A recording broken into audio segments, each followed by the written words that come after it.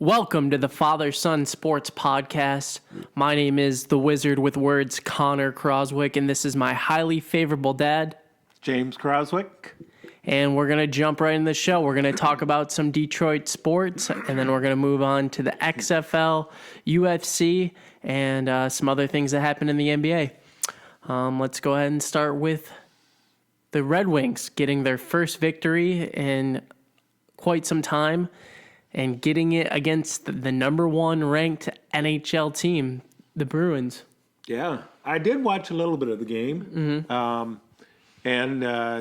First period, there's no score, of course. And you're just waiting for the shoe to drop on Detroit. And they come out in the second period, a couple minutes, not even about a minute and a half in. They score a goal. And you're like, whoa, look out here. Here they come. They played good defense and good goaltending, and because I believe that they had a chance to hit an empty net at the end to make it 3-1, and so had a good game. Yeah. No, I watched the game. It was nice. It was on Sunday at noon. Nice early time game before the XFL started and before some of the NBA games got underway. Okay. So I tuned in, and I was surprised at how well they played. Their goalie looked really good. There was one goal that was under review that got overturned. Oh, yeah, I did see that. They did take a long time to get that overturned. Yep. And I don't know. All these sports, I like the fact that they're going to replay and they're getting the calls right, but can we make it a little bit quicker on, we don't need to spend 5-10 minutes trying to figure out. Looking there at the review. Yeah, we'll get to that with the XFL because I kind of like what they're doing review-wise because you're able to look in, but we'll get to that later. You do see what they're talking about. But as far as this game goes, the review did take a long time, but it was kind of a tricky review because the guy was offsides. Yeah. And it was kind of hard to see whether he was or wasn't offsides. Yeah. Larkin looked good. He played really hard, and I feel like they just outskated the Bruins in total. I mean, they just wanted a little bit more. And, I think that's what happens with these pro teams. If you're on a losing pro team, some games, just like it looked like the Red Wings were having fun, skating hard, and they're like, hey, let's try to win this one, Right. And I don't know what, I don't keep up with the hockey as far as if Boston played the day before or, anything like that, or when the last time Detroit played. And, with a lot of that, sometimes there's fatigue and, So, and, of course, if you're the top team, everybody's going to be shooting for you. Yep. So Larkin and the boys, they beat Chara and them boys. So congrats to the Red Wings on getting a victory. Hopefully we can turn it around. Maybe not this season, but we'll still be fans either way. I mean, we're not fair weather fans. It's not like... No, you got to stick with them. It's not like we're changing up our team just because they're losing. Nope. Like some of you people out there. They're your only team. Only hockey team in the Michigan area. Right. As far as professional. But I know some people that live in Michigan aren't fans of the Red Wings, like they're Chicago Blackhawks fans. And, Yeah. fair weather fans, as we call them. All right, let's move on. Not too much going on with Detroit, except for M Live. As far as the Lions. M Live does seem to think that the Lions will be drafting Tua Tagovailoa because they're reporting that his hip fracture is healed and that it is excellent news for the Detroit Lions, which is implying that they're going to draft him, which I don't know if M Live should be jumping the gun on this one. I think it might be a little bit of a jump of a gun. I would like to see him draft Tua. But will they? I don't know if they will. I don't know if they're smart enough. And it's more of a draft pick for 5-10 years down the road, setting Detroit up for post-Stafford. You know? With the pick that they have, they're not going to be in that position probably again in a couple years to pick up, a top tier quarterback, because you got to pick them up in the first round. That's what statistics are going with now. If you don't pick a quarterback in the first round, the chances of him actually being your starting quarterback are like 5% or something. Wow. Yeah. Wow. All right, moving on to more Detroit news. Detroit Tigers, the spring training is going to start at the end of the month here on the 22nd, playing against Phillies. And then we're just moving onward from that. We'll try to keep track of it as much as possible, although I got to be honest, I am not the biggest baseball fan. I will look at the stats, but watching a baseball game for me is just, it's too slow. Oh, yeah. Well, I grew up in an era where we listened to it on the radio with George Kell and his name eludes me right now, Ernie Harwell. But listening to the games and then ended up watching the games because they started getting on TV. Yeah. But I always like to, if the Tigers are doing fairly decent, yeah, I'm there with you and watching the games. But I don't mind having them on the radio. It's one of those things you can turn on the radio, be outside, and do some gardening or something and listening to them and, follow along. Yeah. But hopefully they're better than the last couple of years and gave us something to listen to. Yeah, we'll keep track of that. I mean, if they acquire any superstars or anything like that, make any moves before the actual season starts. Well, and with the Tigers, it's always a wait and see, and hopefully there's a couple of players here or there that you can at least follow along and say, they might have a future, and we can have hopes for the future with them. So. All right, moving on to college basketball, and I think we need to bring up the fact that on the last episode, I believe I predicted that U of M was going to win the basketball game. Oh yeah, and then you said MSU. So right now we're sitting at 2-0. Right. Just so the viewers at home know who's winning the prediction of all the sports going on. And wow, did University of Michigan really take it to them? Yeah, well, I didn't think either team played very well, but Michigan ended up shooting better. Yeah, percentage-wise. Percentage-wise in the long run, and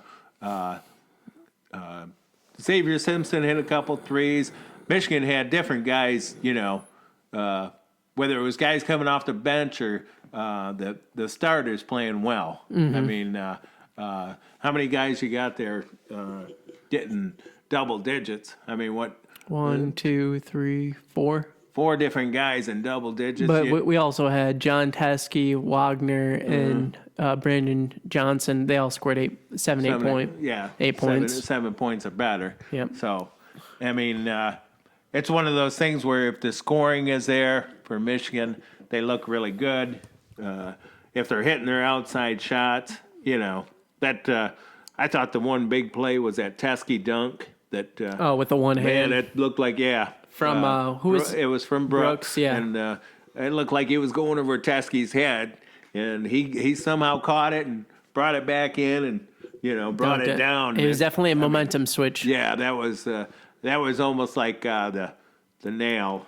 Not necessarily the nail, but it just felt like it. Where okay, Michigan's got control of this. Yeah, it seemed like they were in control most of the game. I mean, they're up by almost 10 points for a lot of the game. Yeah, but with a team like Michigan State, I mean, they got some players that can, hit some shots, and with Cassius Winston and Tillman, and even Hunter's decent, and these guys can play. So right, I mean, 10 points to me in a college basketball game. If you're up by 10 points, I still think you got until about 3 minutes, maybe 2.5 minutes. If you've cut into that 10-point lead, you can make the comeback. You can make the comeback. I'd say what Michigan did really well this time around against Cassius Winston was they put a bigger body defender on him. I remember, I don't think it was last game, but previously they would always put Xavier Simpson on Cassius Clay. Cassius Winston. I always call him that. Cassius Winston. And Cassius Winston is just too big for Xavier Simpson. Yes. He would just take him to the hole. And There's a lot of guards, point guards, that seem to have that ability over Simpson. Xavier Simpson, where his size seems to be a factor. A factor in hurting him against just the defending and keeping. I mean, his speed usually you can keep up with him, but Right. it's the size, and once you get to the bucket, and I think that was one of the things we commented on with each other when we were watching the game was Xavier getting to the bucket, but not being able to complete Finish. He finish got blocked, I think, 2 or 3 times, like his first couple of drives to the bucket. Right. And then he stepped back and started shooting 3-pointers, which he's not a great 3-point shooter, but that's what the defense was giving him because they knew he was gonna drive it. So it was nice to see him knock down those 3-pointers, though, at a good field goal percentage rate because usually he doesn't shoot that high of a rate. But yeah, good victory for U of M. And good to see Isaiah Livers coming back and back from injury again. And, hopefully he can stay healthy, and that makes Michigan's team look a whole lot different. Yeah. Just his presence and his playing. Yep. I mean, Johns is a real good player that now coming off the bench, but filled in for him. But and he's had quite a good improvement. But Livers is definitely making the team feel a little bit different. Yeah. Let's see here. And a bad week for Michigan State when you think of who else they lose They to? lost to Wisconsin on last Sunday, and then it was Penn State during the week, and then Michigan on Saturday. So not a good showing for Michigan State throughout this past week. So hopefully it's these teams will get something going and be able to make a tournament run because Yeah, I mean that's what it comes down to. the way they're looking, the way that both these teams actually look is they'll be the exiting the first weekend of the tournament. So Yeah. hopefully that's not the case. We'll see. We'll see. Like to watch into the Izzo's usually really good at turning his teams around mid-season, so maybe we'll see some of that. Who knows what Juwan Howard's going to do? right. Maybe we can see the same effect from him. Maybe not. He's still first-year coach, so we're still learning. Let's see. Detroit Pistons, they play tonight versus Charlotte. Which this is Monday night. So Yep. So they'll be playing. Let's go ahead and move to the XFL. big weekend for the XFL. Big weekend for the XFL. A lot of fun being had. Opening weekend. Crazy set of rules. Yeah, didn't know what to expect, but I think almost every stadium that I saw, there was a lot of fans, Yep. a lot of excitement, a lot of, you could feel it. It wasn't like you were watching a secondary league. Right. It's definitely its own thing now. Well, and the I think the players are comparable where, if you have players that are equal on both sides, it's going to It'll be a good game. Yeah, it's going to be a good game. Whether, no matter what level of sports it's probably at, whether it's high school, college, pro, or, even this XFL. What was that first game that we watched? The first game we DC watched, Defenders. yeah, that was a good one. Yeah, they beat Seattle 31-19. One thing that I really liked, like we were talking about earlier, was the review process. How they let you not only hear what the referees are saying, but also hear what the reviewing referee is saying about the play. Yeah, so you're there. Got a camera inside the booth. Of the So we're there like along the road or along the way for learning about what the call is going to be. And then another interesting thing is the mid-play or mid-game interviews. What do you think about that? Oh, yeah. Wow. There was the one that the guy had it was his game yesterday.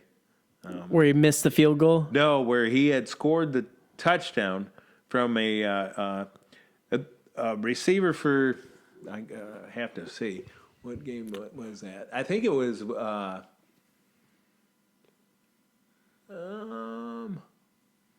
can't remember what game it was.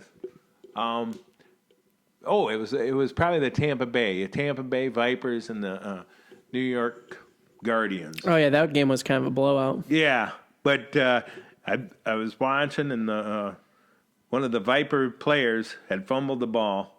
The Guardian defender took it for a touchdown, and scored a touchdown. They had to review it to see if it was actually a fumble, Yeah. a catch and a fumble, and then see if he scored. Well, they're doing all this reviewing and stuff like that, and the sideline reporter was waiting to talk to him. Well, ended up being where then they started talking to an official like they do in the NFL, where they go and talk to an official to see how he viewed it after the replay. Well, they talked to him so long that by the time they went to talk to the player at the sideline, he had to go back out on the field. Oh yeah. The reporter almost made him late for the play. Yeah, that was a defender. Yeah. The cornerback, I believe, right? Number 28. Yeah. I forgot what his name was. He was looked like he was more than happy to. But do you need, if you've already seen what's going on in the review booth and you've heard the officials, do you need Joe referee that's supposedly the expert? Do you need him to come on and talk too? Yeah. Oh, let's go talk to the player, man. Yeah. You know? Yeah, I thought, yeah, it's hilarious. Another crazy thing about the whole XFL stuff is the Vegas odds were almost all right as far as calling who was going to win. Yeah, I don't know how that ends up happening. Yeah, like how did Vegas know? Like you don't know the rules, you don't know the players. Well, the first week of the season where, The only game that they didn't call was the biggest upset was where Dallas lost to St. Louis, which was last night because they projected that's Dallas. the closest score game, too. Yeah, no, that wasn't the closest, I don't think. No? Was it? It might have been. That was 15-9.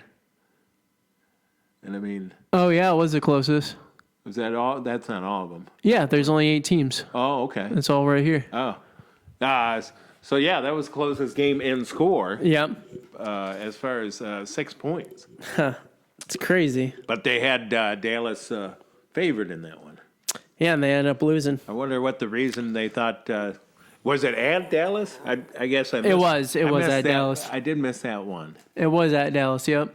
Pat McAfee was on the reporting side for ESPN, and that was nice to watch him do some reporting. I don't know if he's got his own show on YouTube, and he's a former punter and kicker for Indianapolis Colts.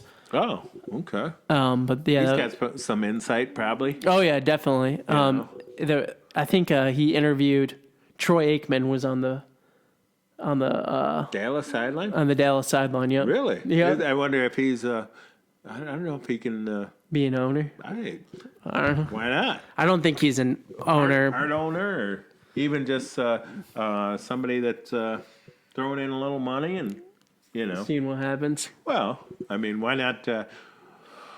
Why not invest in something that you believe in, which he believes in the game of football, and Yep. and it's in Dallas, and so. Yep. So with all the crazy new rules, which ones do you think were like the best rules or the most interesting? I guess. I guess Interesting. the one that I thought was the most interesting was the way they do the kickoff. Oh yeah, that was just something that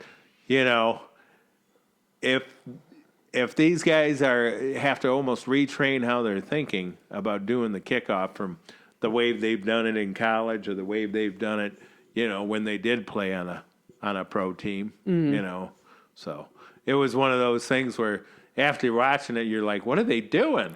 But it makes sense the way that they do it Yeah, I think it's going to Safety-wise. Yeah, it's going to cut down on the injuries. because they're not flying down the. No, And it's not like they're not getting up to the receiving speed. team is getting the ball and just having an advantage either by. No, It didn't, I don't know if there one was that- any touchdown. I didn't see a touchdown return, but if you don't kick it to I think it's a 20-yard line, and make it to the 20-yard line with the ball in the air, the ball comes out to like the 45, yeah. 40 or 45. The 45. Was it the 45? Yeah. But and then if it goes which out is of a great bounds, spot. if it goes out of bounds, it goes to the kicking team's 45. Oh, really? Yeah. Wow.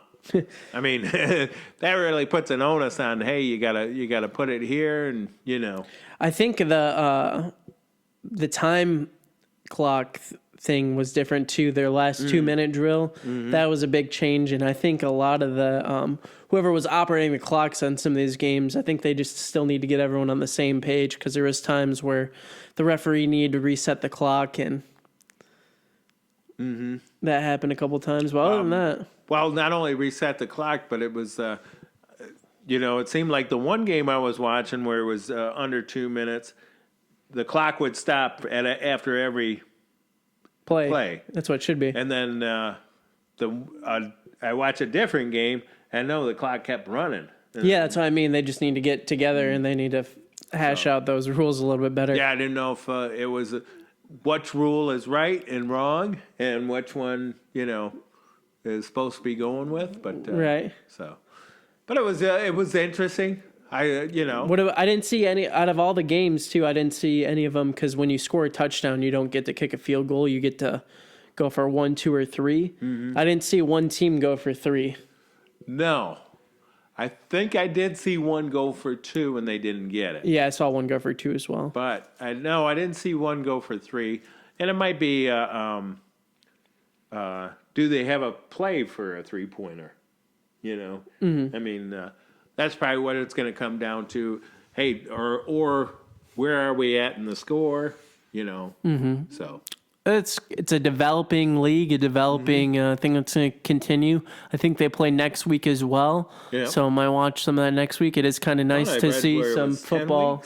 10 weeks, right? It's going to be nice to see some football after the actual NFL. Oh yeah, this will take us probably right up to the draft and stuff, and keep everybody. Well, didn't you look it up? When was the championship for this? It was in mid-April. Mid-April, yeah.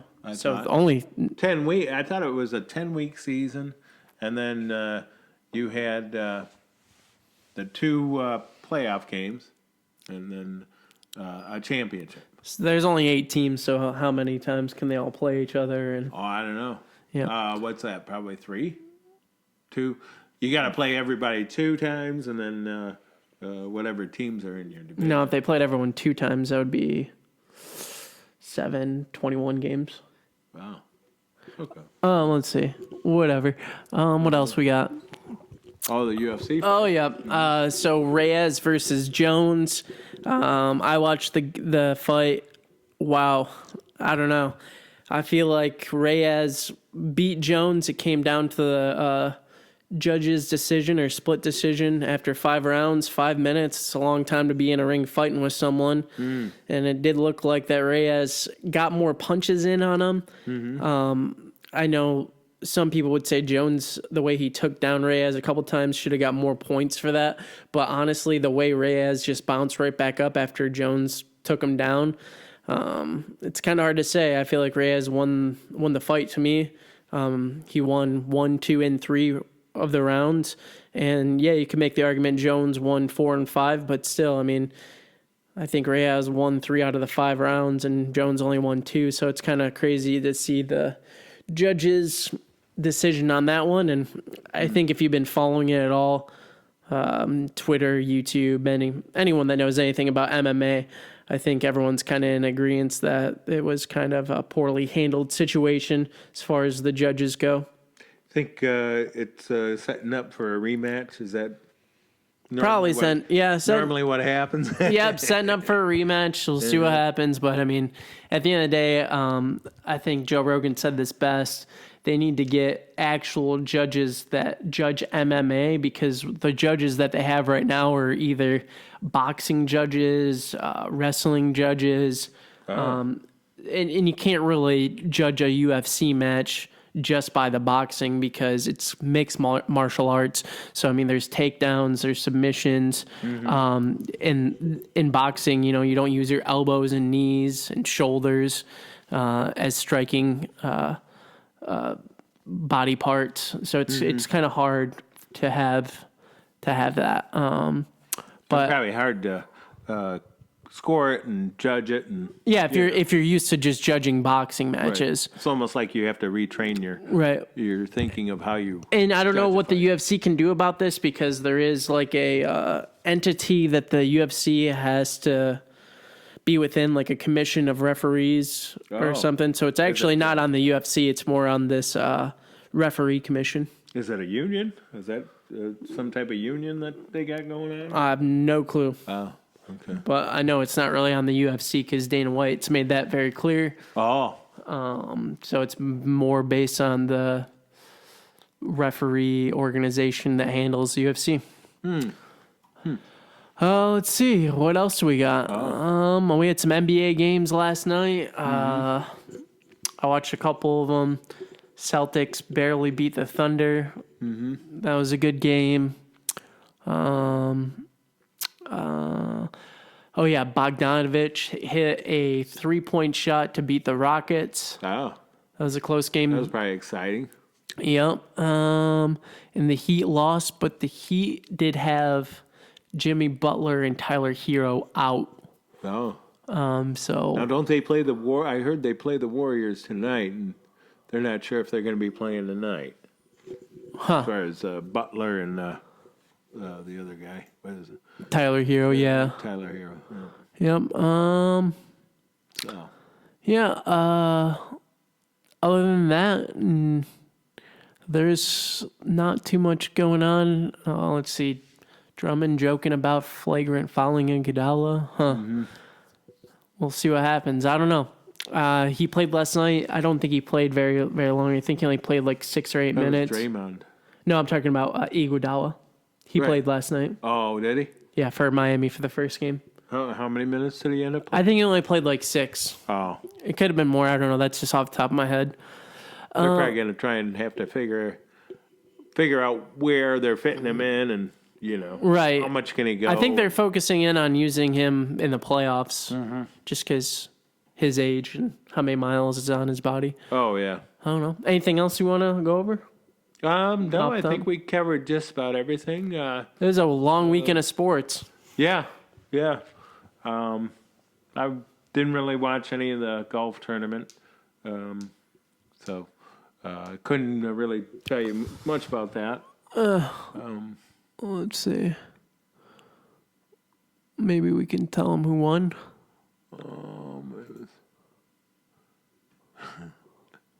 I don't know.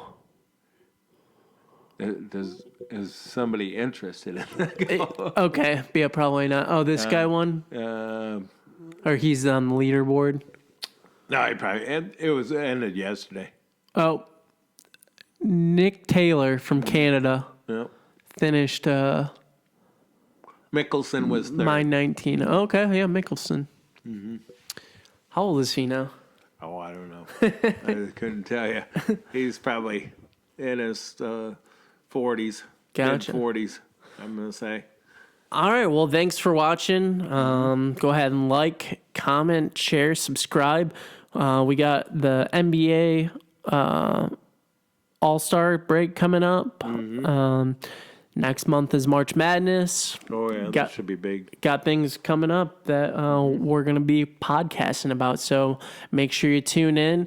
And don't forget to comment down below your thoughts if you agree with us on some of the things that we have opinions on. Or just give us a like and a share. Hope you have a great day. Peace. Peace.